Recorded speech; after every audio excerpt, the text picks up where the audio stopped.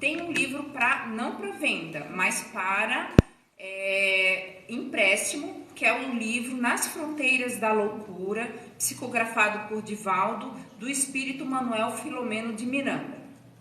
Então, assim, ele não tem um resuminho, mas eu vou ler um trechinho para a gente ficar entendendo o que pelo tema, a gente já entende sobre o que é o livro, tá? Vou trazer alguns trechinhos. Nas Fronteiras da Loucura. Problemas de ordem emocional e psicológica, mais costumeiramente, conduzem a estados de distonia psíquica, não produzindo maiores danos, quando não se deixa que se enraizem ou que se constituam causa de demorado trauma. Vivendo-se numa sociedade em que as neuroses e as psicoses campeiam desenfreadas, vitimando num número cada vez maior de homens indefesos, as balizas demarcatórias dos distúrbios mentais fazem-se mais amplas. Aí no finalzinho aqui, nesse livro procuramos examinar algumas técnicas obsessivas de entidades perversas que ainda se comprazem no mal, estimulando os sentimentos e paixões inferiores, tanto quanto alguns outros métodos e terapias desobsessivas ministrados pelos mentores espirituais e demais abnegados prepostos de Jesus nesta batalha do bem contra o mal, da luz contra as trevas. Desfilam nas páginas que se irão ler vidas e criaturas que se encontravam nas fronteiras da loucura e que foram amparadas, reconduzidas ao equilíbrio, quanto outras que se vitimaram, oferecendo-nos preciosas lições que devem ser incorporadas ao cotidiano de cada um de nós. Sobretudo, destacamos o esforço e a dedicação dos mensageiros do bem e da paz, na faina infatigável de ajudar, ensinar pelo exemplo a lição de fé viva e da caridade plena. Então fica aqui hoje a dica de leitura Nas Fronteiras da Loucura, de Manuel Filomeno de Miranda, junto com Divaldo Franco. Muito obrigada.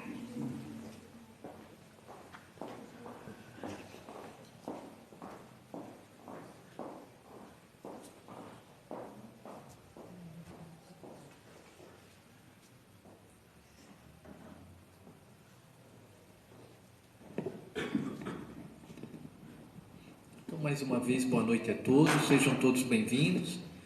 Dando continuidade aqui ao que a Débora iniciou, a gente convida-os aos estudos, né? Temos estudos às terças, com a leitura do livro, temos às quartas também, e também a evangelização dos jovens, né? e adolescentes e crianças. Então, estão todos convidados, se souberem também de parentes, vizinhos, conhecidos, né, que possamos chamá-los também para a gente buscar um pouquinho mais de todo esse entendimento. Nós também gostamos sempre de observar aqui que os custos, né, a maior parte dos custos da nossa casa são obtidos através do nosso brechó. Então a gente convida a todos, se puderem conhecer, né, ele funciona às terças e aos sábados. É isso, né, Beto? Às terças e sábados, né? Na parte da tarde. Então é uma dica, né, de compra. Temos roupas higienizadas, seminovas, usadas, né? Então quem tiver algum conhecido ou mesmo queira fazer uma visitinha, estão convidados, né? Então vamos fazer uma leitura aqui para nós harmonizarmos o nosso ambiente. Ele vem do livro Pão Nosso, psicografia de Chico Xavier, pelo Espírito Emmanuel. O título é Os Contrários. A interrogação de Paulo ainda representa precioso tema para a comunidade evangélica dos dias que correm.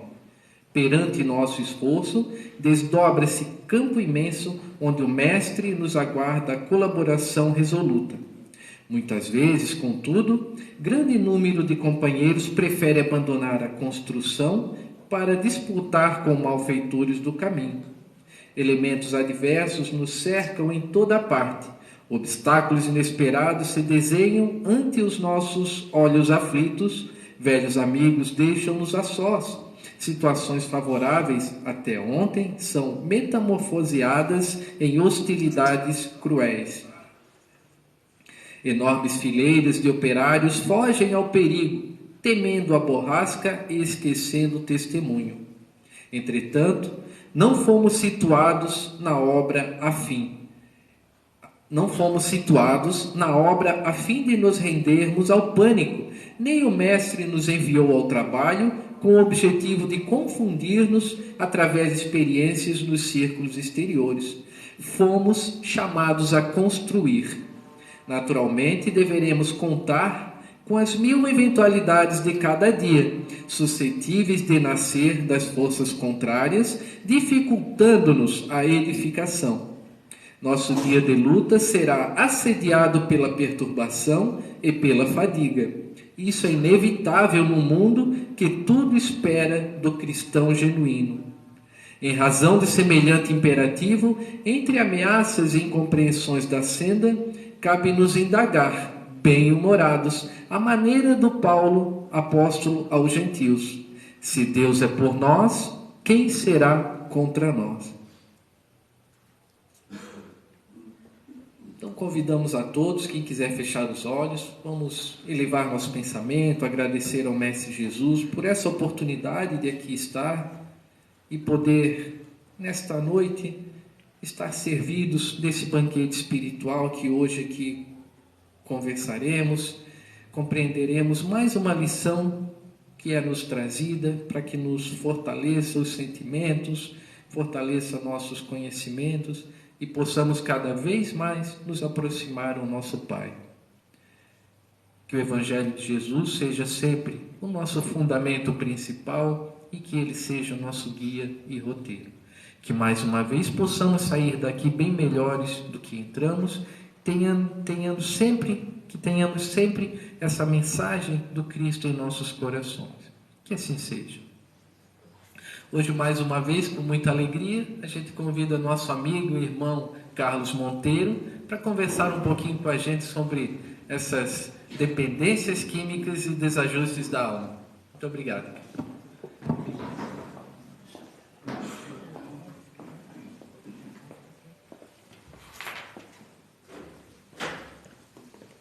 Boa noite a todos. Que o Divino Mestre Jesus, que está no meio de nós, possa nos abraçar. Nos abraçando, nós possamos abrir as nossas mentes e nossos corações para podermos compreender um pouco da doutrina do Mestre neste tema que nós vamos trabalhar.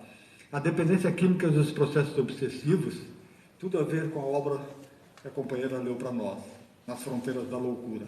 O espírito Manuel Filomeno de Miranda, que passa a mensagem nessa obra do Divaldo Pereira Franco, nos traz um conhecimento muito grande com relação aos quadros obsessivos, certo? A obsessão ela está ligada a quase tudo na nossa vida, nos envolvimentos ruins que nós temos na nossa vida. Mas especificamente na noite de hoje, nós vamos trabalhar a questão da obsessão na dependência química. Fica claro isso para vocês? Então nós não vamos nos focar a outros tipos de níveis de obsessão, nós vamos focar diretamente no dependente químico. Quem é o dependente químico? Né?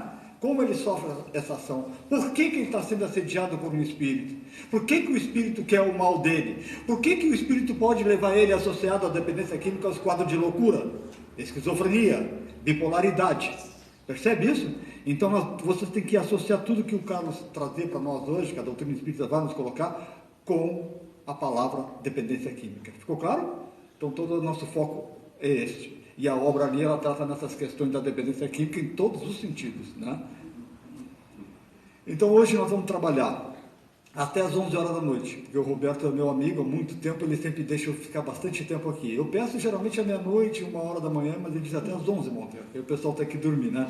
Que é bem complexo a situação, né? E a gente tem muita coisa para trabalhar, ó. Conceitos, né? Como ocorre o processo obsessivo, a origem da obsessão na dependência química, características da obsessão na dependência química e tratamentos para obsessão e dependência química. Isso que nós vamos ver na noite de hoje, tá? Todas as questões voltadas para a dependência química. E a gente começa conceituando dependência química, né? Para vocês terem uma conceituação bem interessante, olha só o que diz. Doença crônica, biopsicossocial e espiritual, resultante da interação com substâncias psicoativas. Ou seja, a dependência química engloba uma complexidade no nosso organismo, bioorganismo, psico, mente, social, sociedade e espiritual. Então, na análise de um dependente químico, tudo isso vai estar envolvido, tudo que está escrito nesse conceito, certo? E as principais características de um dependente químico. Quais são as principais características que o indivíduo vai ser definido como um dependente químico, né? Só para vocês terem uma ideia. Tolerância. É muito interessante que a tolerância, ela ocorre e a gente às vezes nem aceita isso como fosse um quadro de dependência química, né? Mas a tolerância é a necessidade de doses maiores ou mudar para drogas mais fortes para obter o efeito desejado. Uma reflexão que você já pode ter uma ideia, né? Essa maconha já não está me fazendo mais efeito como fazia no início. Agora, em vez de fumar um cigarro por dia, eu vou fumar 3. Isso é tolerância. Essa maconha não está mais, agora eu quero uma coisa mais forte, vou passar para a cocaína. O que é isso? Tolerância. Fica claro para você? Essa é uma das grandes características que a pessoa é dependente químico. Percebe isso? Então, se você quer saber se o seu filho está enquadrado como dependente químico, um primeiro quadro que dá análise fazer é a tolerância, por exemplo. O segundo, síndrome de abstinência. O indivíduo bebe fazem 5 anos. Por qualquer motivo, ele passa 1 semana sem beber. Apresentou crise de delírio extremo, confusão mental, sabe? Processo, está ali o quadro definido como dependência química por causa da síndrome de abstinência. A falta da droga, a falta do álcool gera essas características, que são desagradáveis, né? E que manifestam quando o usuário suspende o uso. Ok? Todo mundo entende nesse sentido? Por exemplo, se alguém bebe há muito tempo e parou, começou a ficar nervoso, está descontrolado, está tendo crises mentais, está ali um dependente químico do álcool, né? E isso para todas as drogas.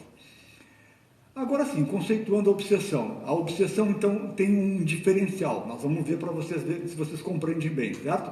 Domínio, livro dos médiuns. Domínio que alguns espíritos logram adquirir sobre certas pessoas. Nunca é praticada senão pelos espíritos inferiores, que procuram dominar.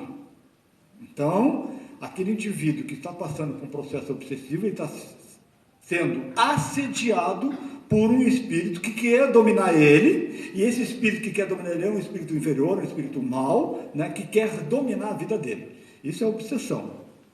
Então, vamos ver um pouquinho mais para frente, ok? Diferença entre influência espiritual simples e obsessão.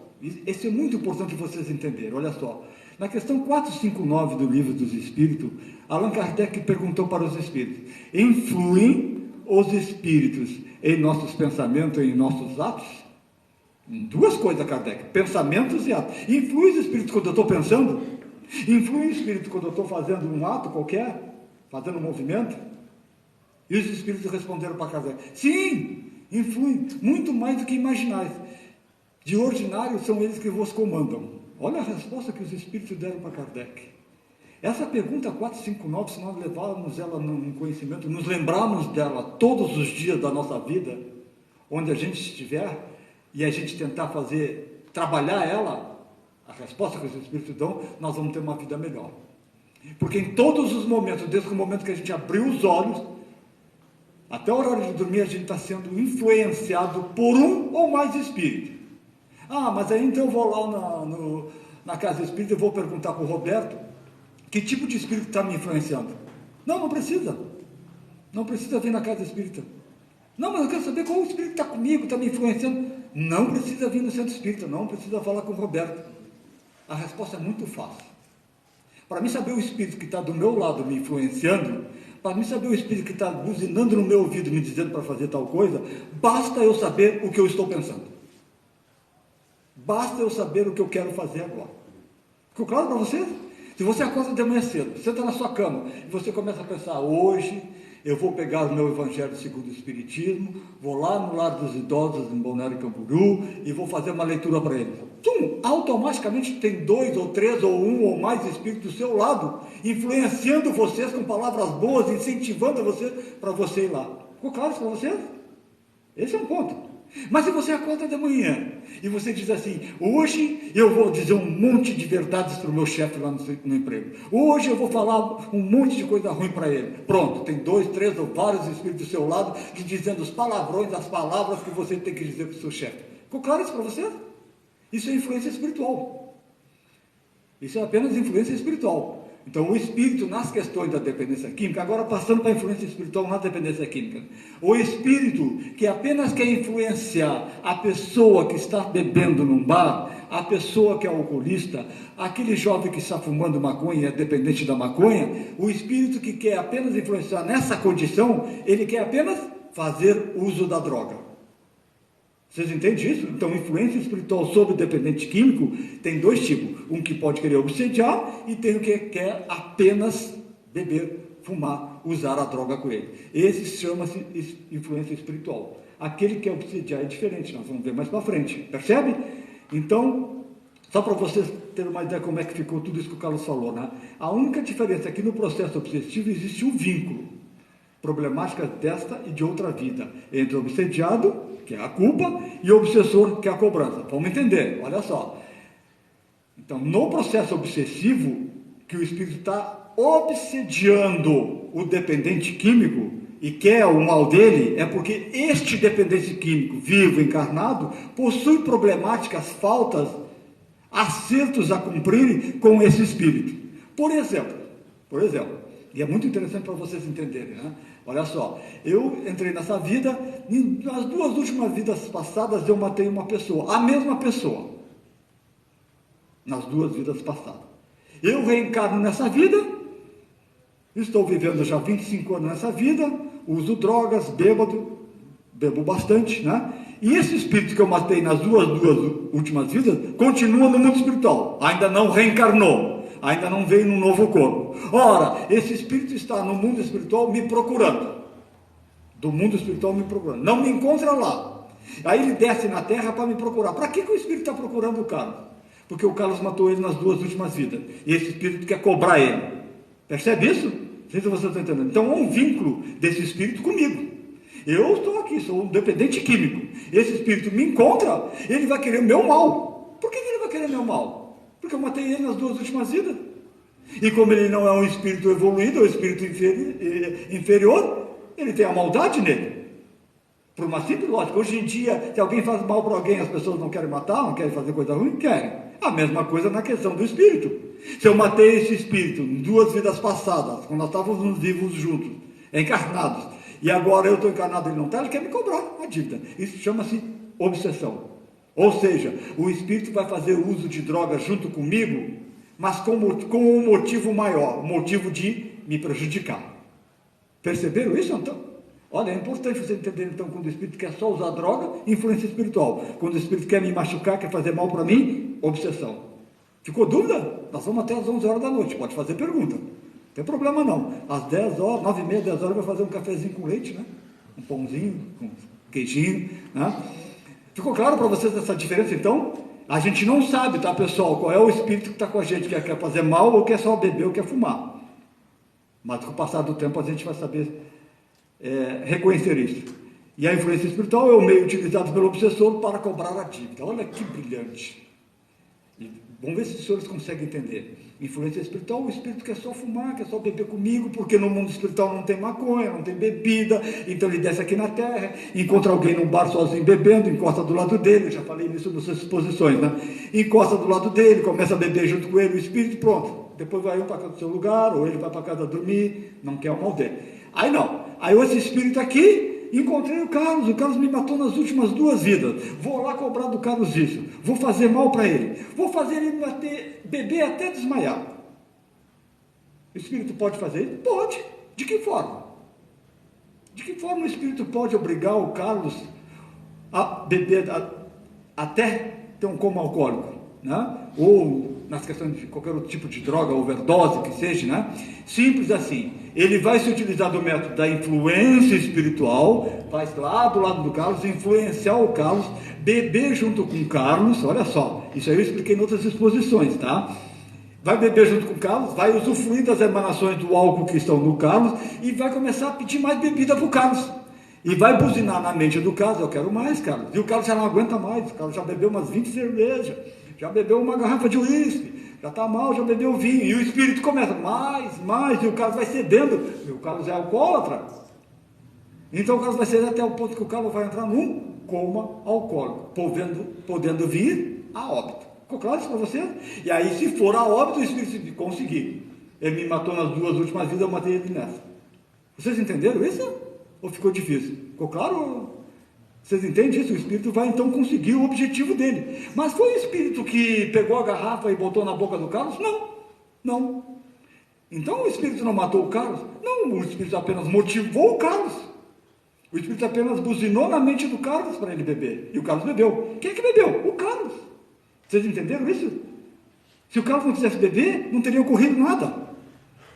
Se o Carlos não quisesse beber, não teria ocorrido o coma alcoólico. Então o espírito só influenciou. E o Carlos cedeu às vontades deles, né, aos desejos dele. O Carlos é alcoolista, foi lá, bebeu até ter um coma alcoólico. Correto? Quando o espírito passa a influenciar de forma constante, ou melhor, quando uma simples influência espiritual pode se tornar uma obsessão.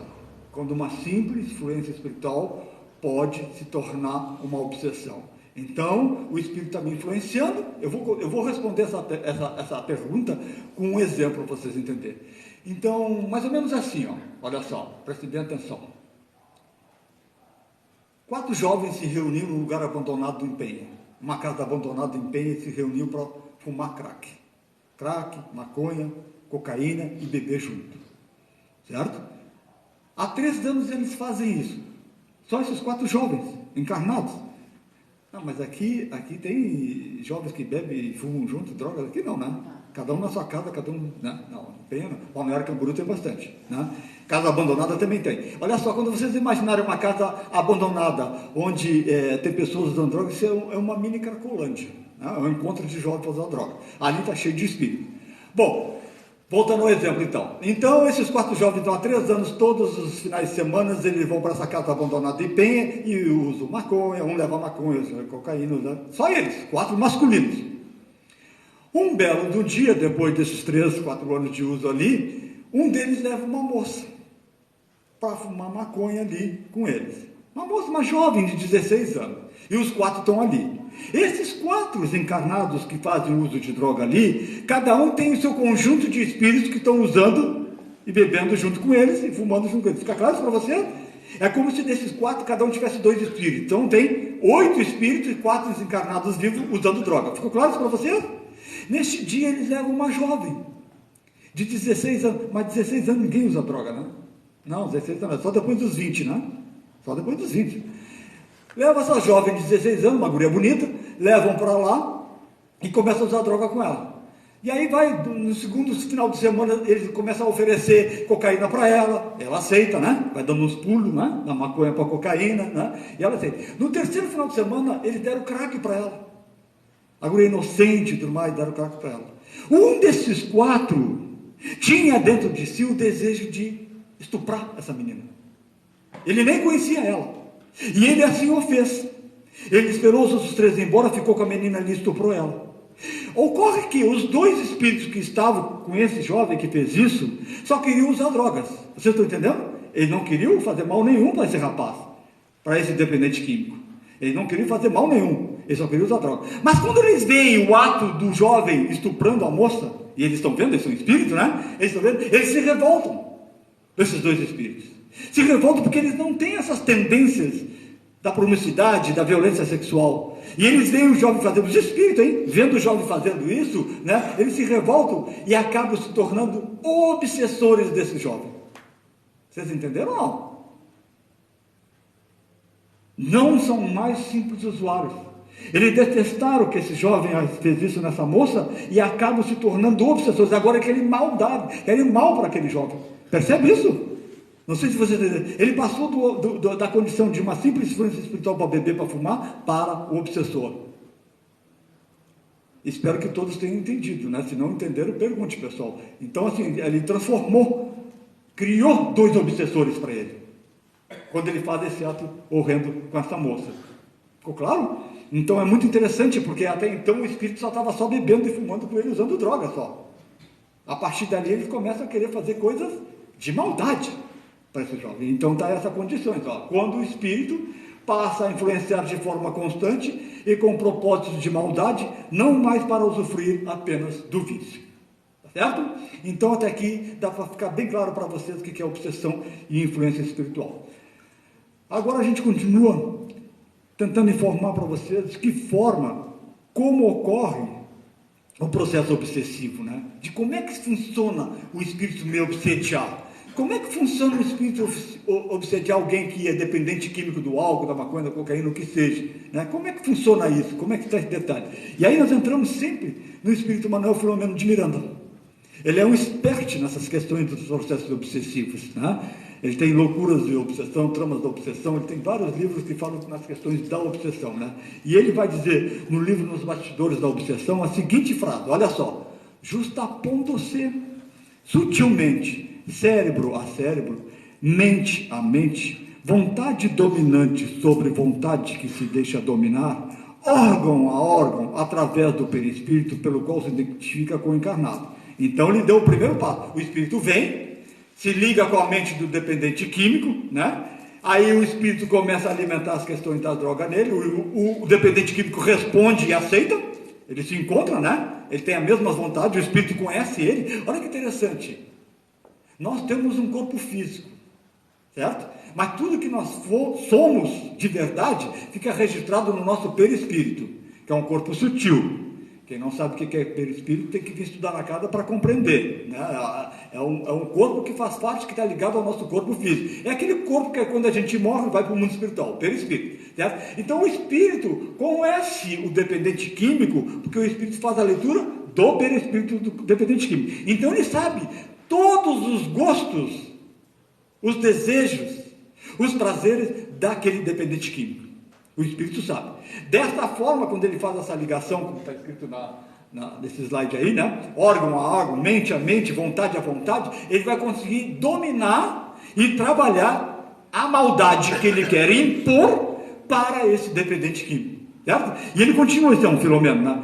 Criando imagens fluídicas, o espírito cria imagens fluídicas, o pensamento se reflete no envoltório perispírito, o pensamento do espírito se reflete no perispírito do encarnado, como num espelho, toma nele corpo e aí de certo modo se fotografa. Então o espírito mentaliza fluidicamente uma ideia. Por exemplo, ele sabe, olha que interessante, ó, presta bem atenção nesse lado, olha só, o espírito mentaliza uma ideia, ele vê que o dependente químico vivo, encarnado, está sob efeito profundo de crack, por exemplo, do crack, né? Aí ele pega e projeta uma ideia, eu vou fazer, o espírito cria fluidicamente que esse dependente químico saia e atravesse a rua, bem no momento que vem passando um carro. Aí o espírito, então, o obsessor, né? Modela isso numa parte fluídica do pensamento, joga para o pensamento no perispírito do encarnado vivo, como se fosse marcado para que ele se levante e saia correndo, e é atropelado e venha a desencarnar. Vocês entenderam isso? Então o espírito obsessor consegue, de uma forma ou de outra, levar esse jovem, nessa condição que ele se encontrava, a um desencarne através de uma simples saída da Cracolândia, daquela casa que ele estava abandonado, atravessar a rua e ser atropelado. Percebe? Consegue o espírito, então, através dessa ligação. Desse modo, que os mais secretos movimentos da alma repercutem no envoltório fluídico. Que uma alma pode ler noutra alma, como num livro, e ver o que não é perceptível aos olhos do corpo. Olha que brilhante, né? Quando Kardec coloca isso, ele vai dizer que qualquer um de nós, estando com um corpo físico, podemos enganar os outros. Porque o que está escrito na minha alma não aparece para vocês. Olha só que interessante, né? Quem é o Carlos? É esse corpo físico? É o que ele está falando? Não, o Carlos é aquilo que está na alma dele, que está no perispírito dele. Percebe isso? E aí os espíritos que não tem corpo físico conseguem ler em ti o que está no teu perispírito. Olha, ela gosta de café, olha, ela gosta de quilo, sabe? O espírito diz, olha, nas vidas passadas ela fez isso, percebe? O espírito, sabendo disso e tendo esse conhecimento, ele te manipula. Quando tu está em uma condição de dependente químico, por exemplo.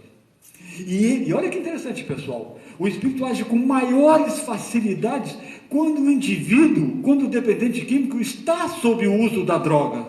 Olha que interessante. E Manuel Filomeno de Miranda vem nos dizer que quando... E André Luiz, no livro Domínio da Mediunidade, é a mesma coisa. E quando o indivíduo está sob o efeito da droga, ou seja, está alcoolizado, está embriagado, fumou 3 cigarros de maconha, né? Cheirou cocaína, ele está com a droga transitando no corpo dele, isso é um facilitador para o espírito obsediar ele. Olha que interessante, hein?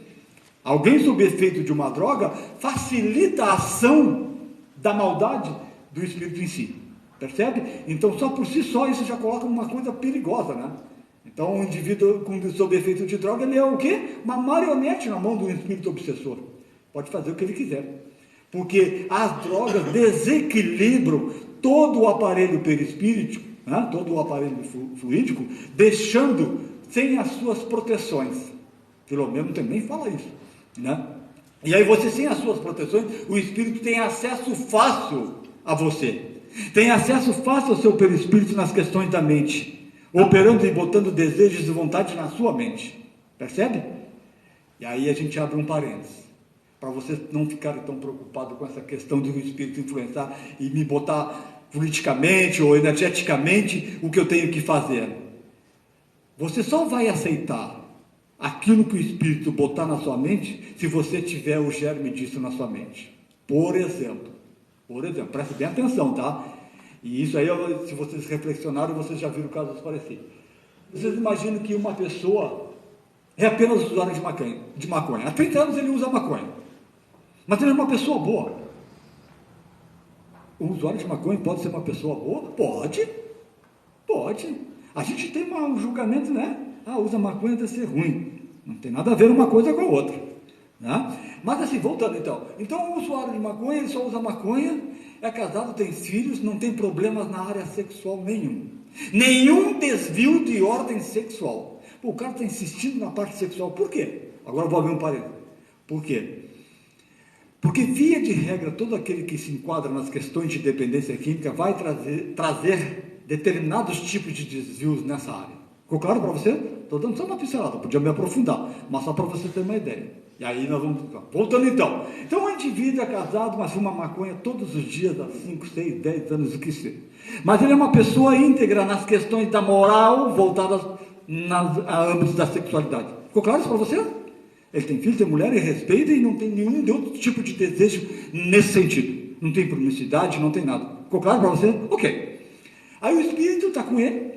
O espírito é um obsessor, quer fazer o mal para ele, e o espírito começa a ler. Não, eu vou ter que pegar esse cara aí e vou ter que fazer ele alguma coisa errada para ele ser preso por estupro, qualquer outra coisa.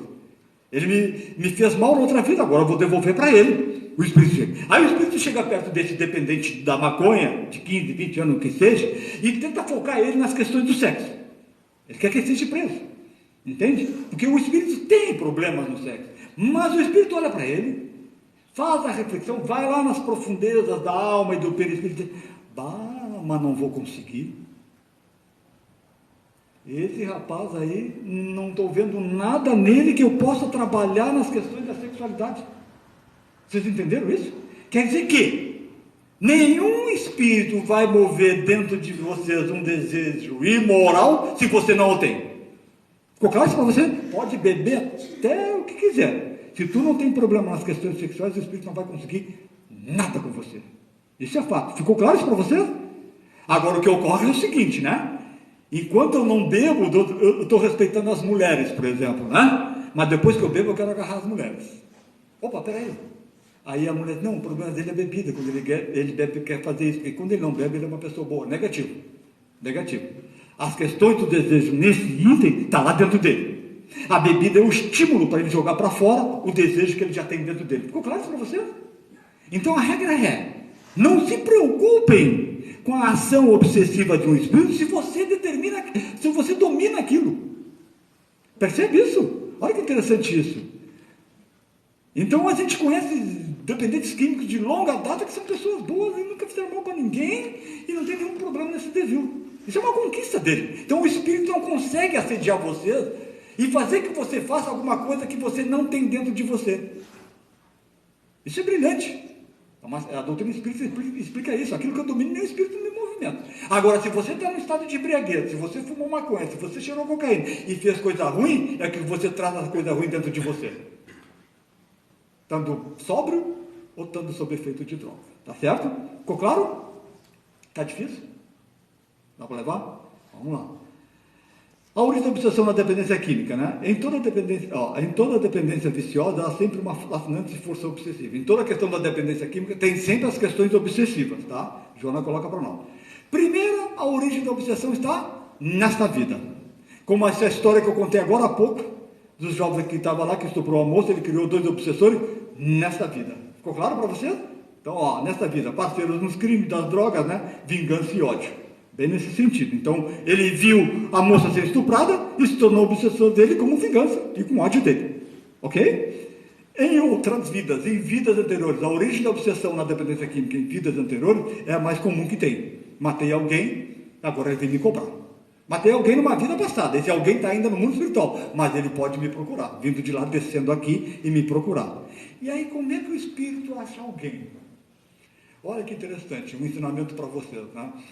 Vejam bem, nós somos espíritos milenares, vivemos inúmeras vidas neste planeta, trazemos em nós, registrado no nosso perispírito, tudo aquilo que fizemos desde a primeira encarnação na forma hominal, desde os homens das cavernas, está tudo. Se naquela época dos homens da caverna eu peguei meu tacape, dei numa mulher, na pedra lá, né? Está registrado no meu perispírito. Fica claro isso para vocês? Então, tudo de bom que nós fizemos e de mal está registrado no meu perispírito.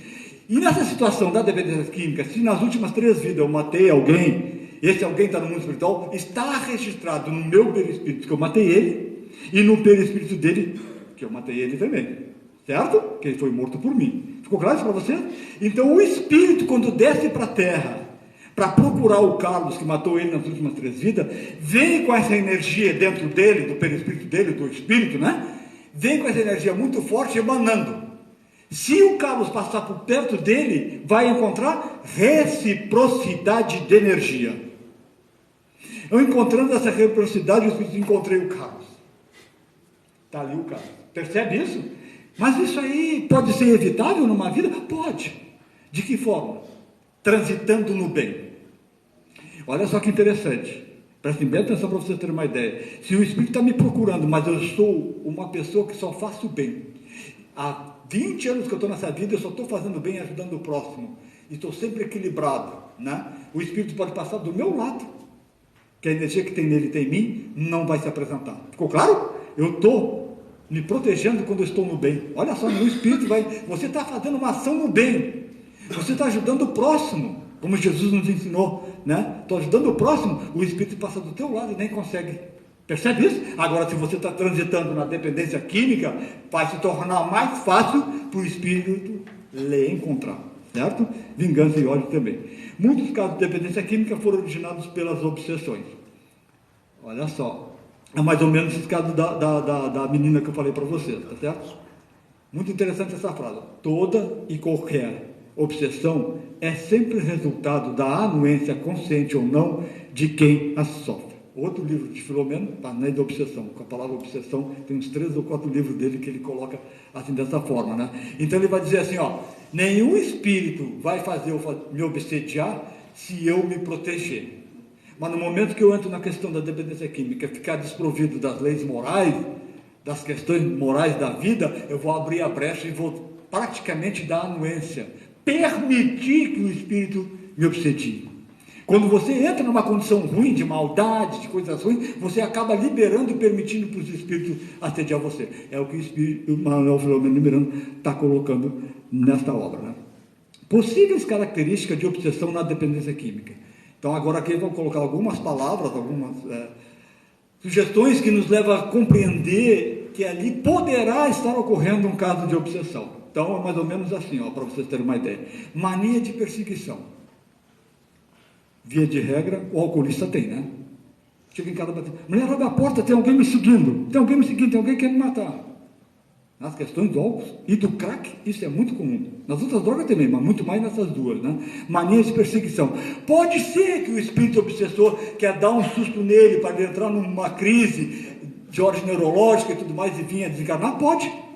Mas toda mania de perseguição que um dependente químico tem é obsessão? Não necessariamente. Ok? Preste bem atenção.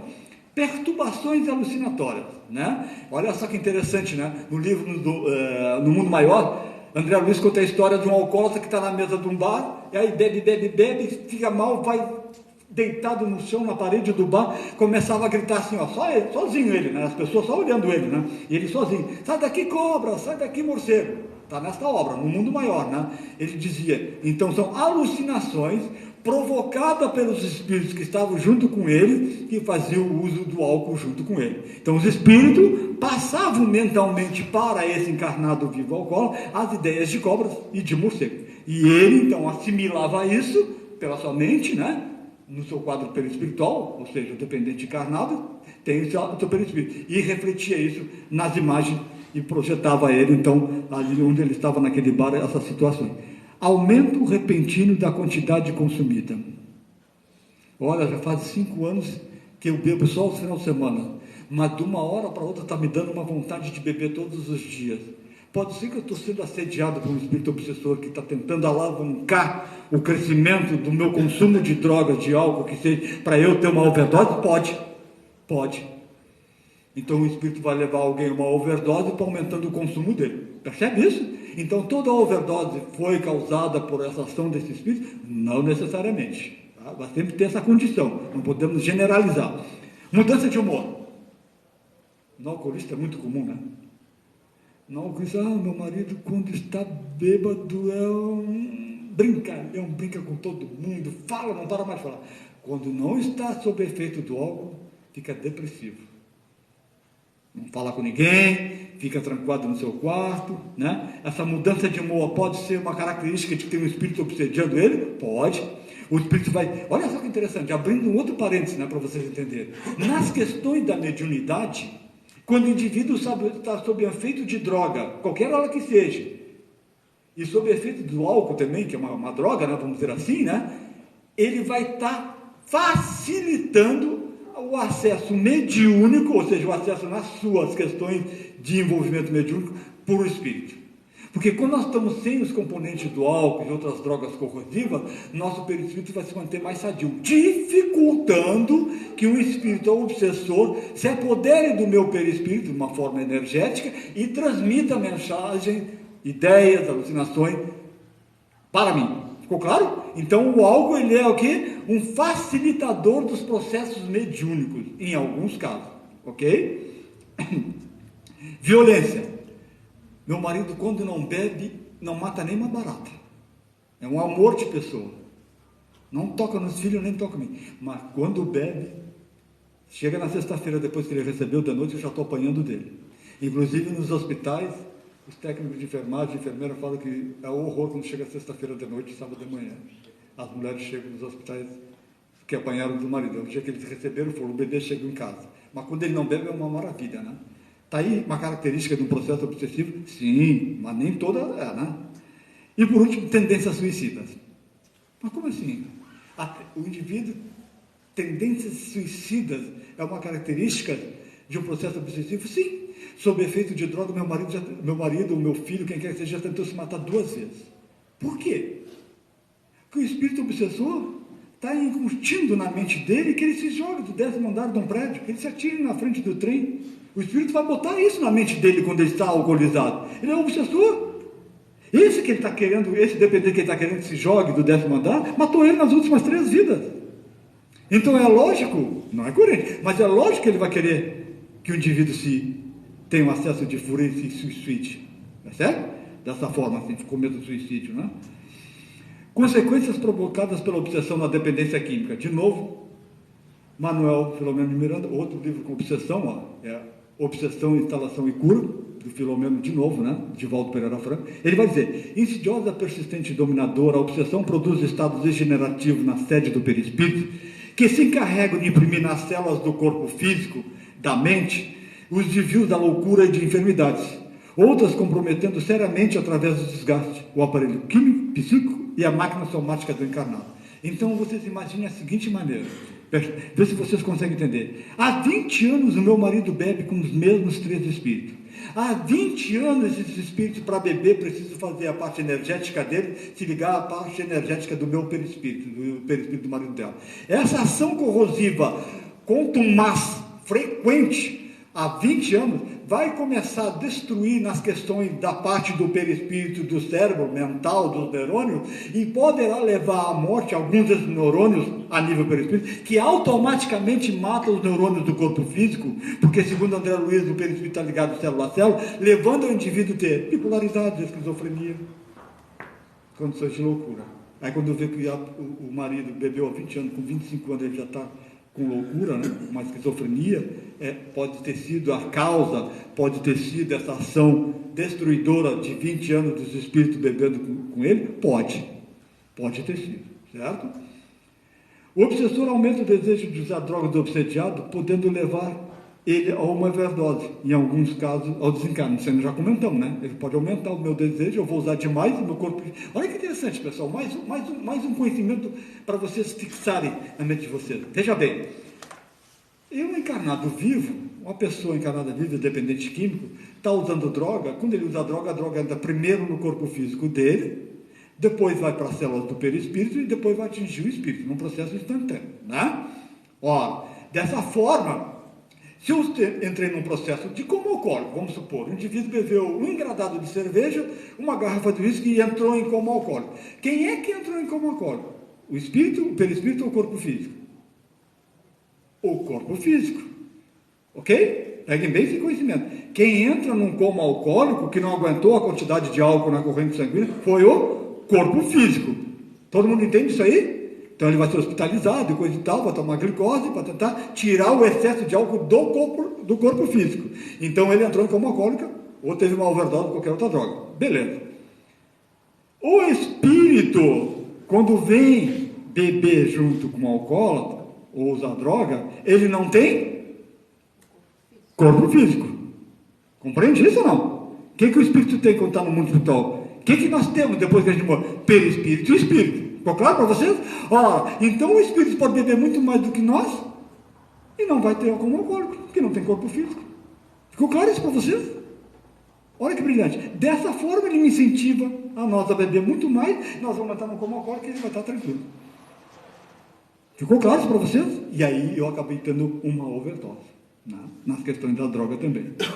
O uso de drogas facilita que o obsessor espírito encontre o obsediado, dependente químico, que é questões que a gente já falou aqui também no exemplo, né? Tratamentos para dependência química, né? De que forma a doutrina espírita e os profissionais da área podem ajudar a questão da dependência química, né? Primeiro, internações em clínicas especializadas. Seria importante? Demais. Fazemos nós um trabalho já há alguns anos na clínica de dependentes químicos em Balneário Camboriú, Itapema e outras cidades. Então eu vou lá para falar da doutrina espírita para eles. Aqui eu não estou falando para dependente químico, né? Numa priori. Mas lá nesses centros de clínicas especializadas, que são geralmente para fora, no campo, lá em Itapema, eu vou lá e me reúno. Não tem fins religiosos, né? O centro de recuperação de dependentes químicos, então ela leva todas as religiões lá. E eu sou o representante da doutrina espírita que vou lá para falar com eles sobre dependência química a nível espiritual. Nesse processo que eles estão lá, via de regra, 9 meses que eles ficam lá. Eles não usam droga, eles ficam no campo, trabalhando o tempo todo, tentando se livrar e fazendo inúmeras atividades, né? Que ela não pode estar ocioso lá, né? Nesse processo, nessas internações deles todos, que eles estão se livrando das drogas, só a questão da mudança de ambiente facilita em muito a ajuda que eles estão tendo ali. Olha que interessante, né? Só essa mudança. Então, fica numa reflexão de que seria interessantíssimo, se não por dizer obrigatório, que o dependente químico procure uma dessas clínicas para passar 9 meses lá, para poder se desviar. Porque os espíritos que estavam com ele, com certeza não vão estar por lá. Estão procurando quem? Outros dependentes químicos para fazer o uso deles. Ficou claro? Olha que interessante, né? Grupos de autoajuda, tipo o AA e o NA, né? Isso aqui é obrigatório. Podia falar um monte sobre isso para vocês. Nesse sentido é obrigatório, porque aquilo que eu sempre costumo dizer aqui, né? Se eu vou no AA falar da minha, porque eu sou alcoolista, aí eu vou no AA, subo na tribuna do AA para falar das minhas posições, todos os que estão ali já estiveram no meu lugar. Eles vão ser o quê? Receptivos àquilo que eu estou falando. Eles vão emitir energia boa para mim, porque eles sabem do que eu estou passando, que é igual que eles passaram, né? Nesse sentido. Profissionais médicos, obrigatório, né? Porque a doença se instala no corpo físico e vai cuidar os profissionais médicos, né? A questão de terapias, obrigatórias também, né? Terapias alternativas, reiki, o que seja, qualquer coisa para ajudar nesse sentido é bem-vindo, né? Não estamos falando de terapias espíritas aqui, né? Mudar de ambiente, mais ou menos nas questões internacionais, ajuda da família. Segundo os profissionais da dependência química, eles dizem que quando a família, quando a gente fala família, a gente fala pai e mãe, tá? Família é só o pai ou é só a mãe? Não, os dois, né? Não, os dois. A família é os dois, né? Se possível, os outros também, 4 famílias. Então, os profissionais da área da dependência química são enfáticos em dizer que, quando o pai e a mãe se propõem a ajudar o filho dependente químico, o processo de recuperação se torna mais fácil.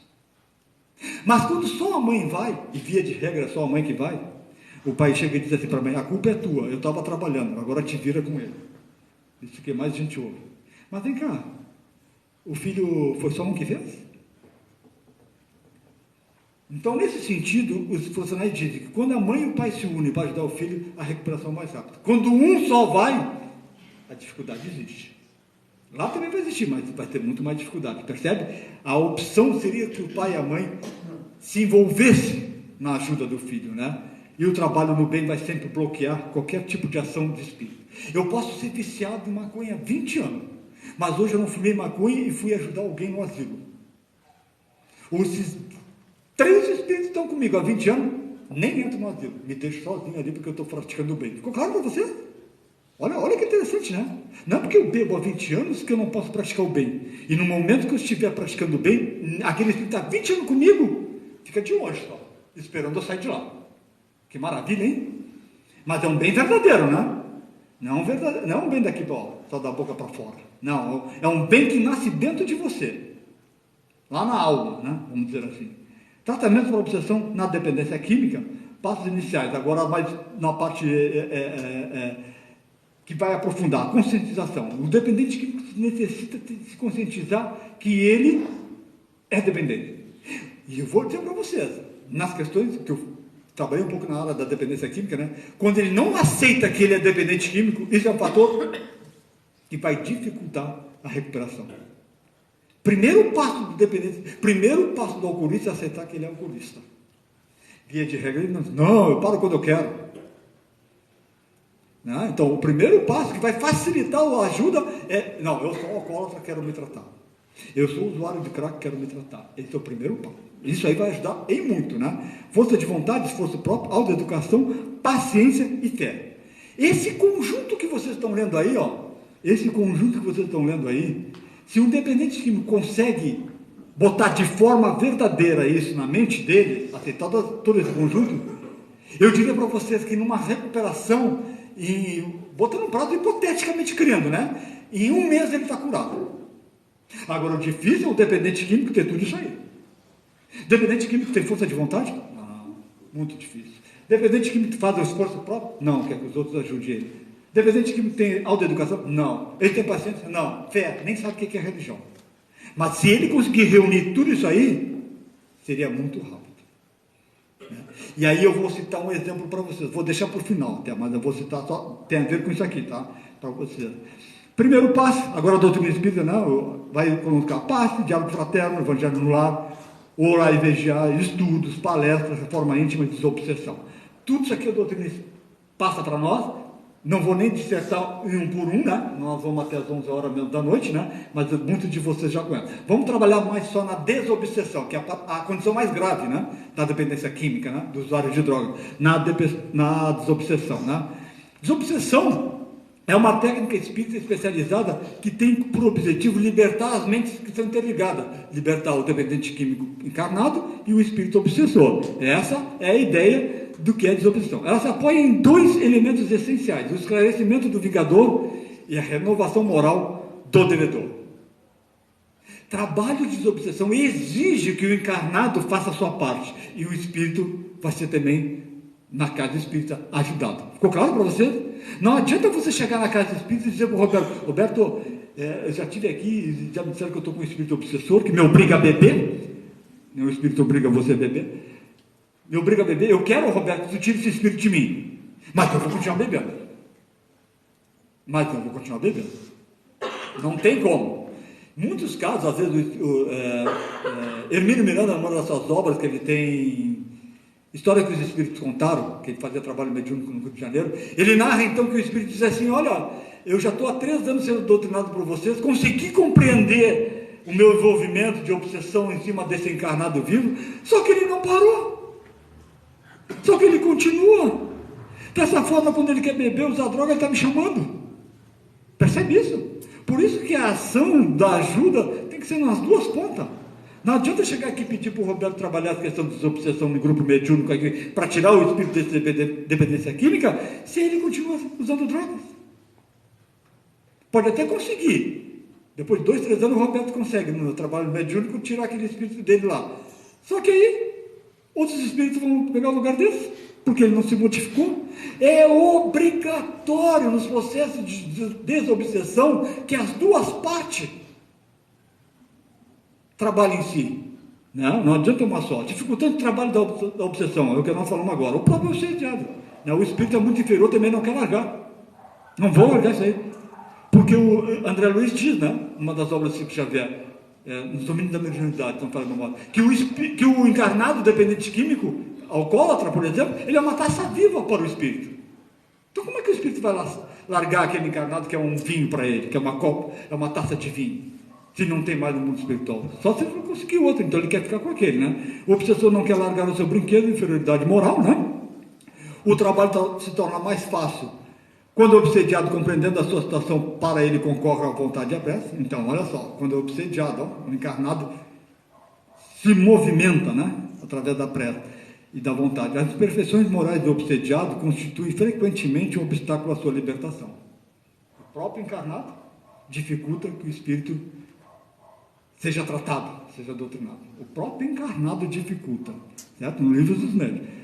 Se o obsediado está... Aí os espíritos dizem, olha só, os espíritos estão fazendo tudo para ajudar. Mas aí o encarnado não quer. O encarnado quer continuar bebendo e quer que o centro espírita, que o Roberto tire esse espírito dele e vá trabalhar, que eu quero continuar bebendo. E o Roberto diz, não adianta, tu tem que te movimentar também. Olha que os espíritos dizem, os espíritos estão ajudando, Eles dizem, se o obsediado está satisfeito na posição do desequilíbrio, há que esperar o término da sua cegueira.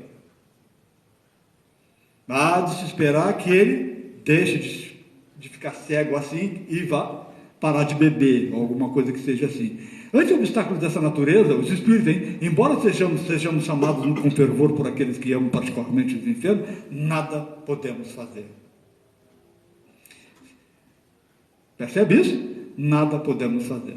Reflexões finais. Mas antes, eu não vou passar as reflexões, eu vou contar esse exemplo que eu ia falar para vocês, das questões da dependência química. Meu pai, mês passado, no início desse mês, fez 90 anos, meu pai.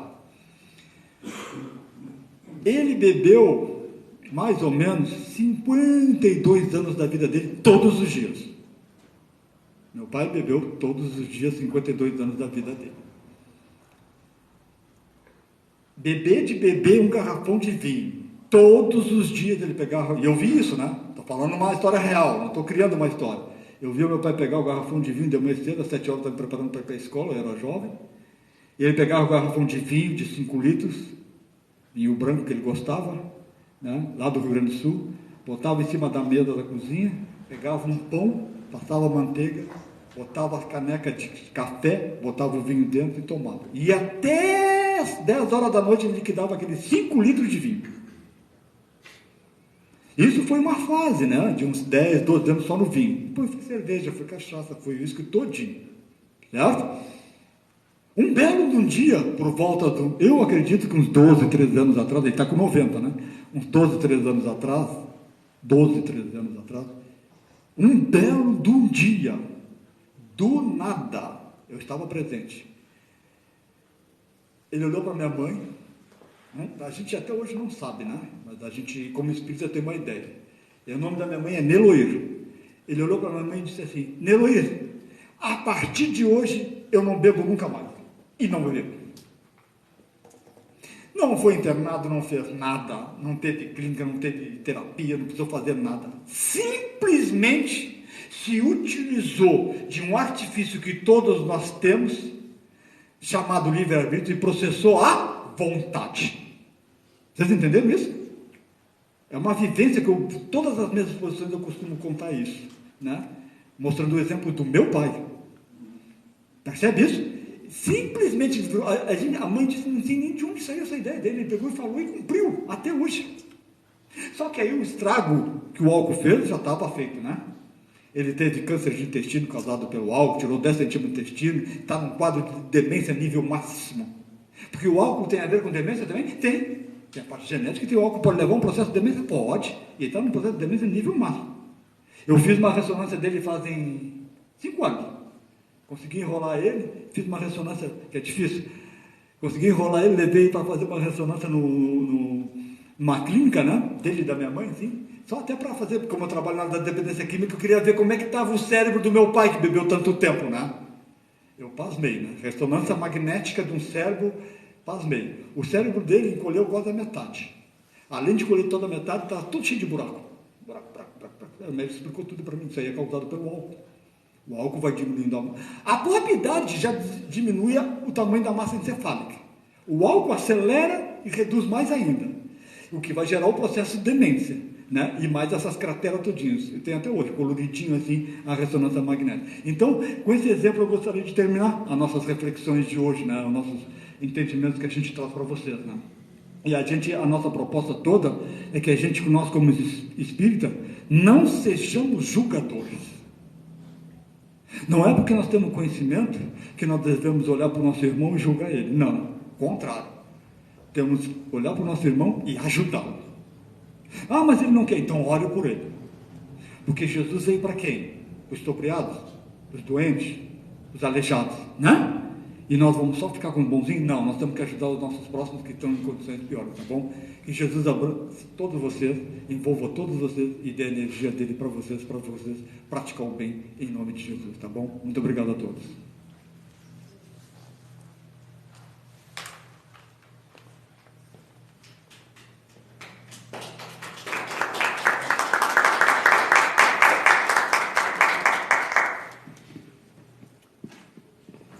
Então, nós agradecemos o Monteiro aqui pelas maravilhosas palavras, né? Lembrando aqui o que ele comentou conosco, né? O orai e vigiai, né? O orai quando nós observamos esse contato que temos com a espiritualidade e assim, essa interação com o alto, né? É muito importante que tenhamos esse contato justamente para que outras obsessões, outras situações não nos contagiem, contaminem, né? E vigiar sempre para que a gente observe ao nosso redor, o nosso ambiente, o que está acontecendo, olhos abertos, né? Então essa mensagem que Jesus, né, mais uma vez também nos alerta, orar e vigiar, que fique para nós essa mensagem. E mais uma vez, Carlos Monteiro, muito obrigado. Então logo após a nossa oração de encerramento, né, a gente tem o passe será feito aqui na salinha. Serão chamados, né, de 3 em 3, a gente pede que permaneçam em silêncio, em oração nos seus lugares, para que essa oração também contribua com as energias que ali dentro serão, né, aplicadas, né? Então, convidamos a todos, quem quiser fechar os olhos, agradecer mais uma vez o banquete espiritual que aqui tivemos hoje, que toda essa mensagem de nosso irmão penetre em nossa alma, que tenhamos sempre bom entendimento, para que para nós e para nossos irmãos possamos sempre levar essas mensagens, a mensagem do Pai, a mensagem do Cristo, que possamos sempre ter esse entendimento e fazer de nós um instrumento da vontade do nosso Pai. Que tenhamos sempre essa luz interior e vontade para cumprir todos os nossos objetivos.